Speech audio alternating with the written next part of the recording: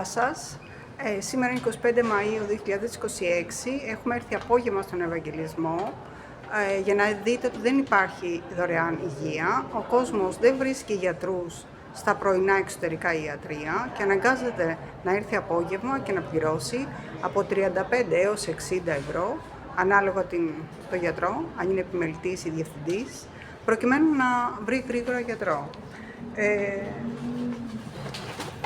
Στην Αθήνα που όλοι βλέπουν και κανείς δεν κοιτάζει, ποιος μιλάει για αυτούς τους ανθρώπους. Περιμένετε να δείτε τι ουρά έχει σχηματιστεί προκειμένου να έρθουν το απόγευμα. Δηλαδή οι άνθρωποι έρχονται από τις 2 η ώρα προκειμένου να βρούνε μικρό αριθμό.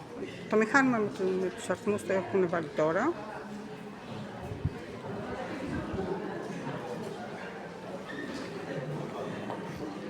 Πολλές φορές δεν εξυπηρετούν και τα 3 άτομα, σήμερα είναι και τα 3, είναι η προϊσταμένη η οποία ελέγχει.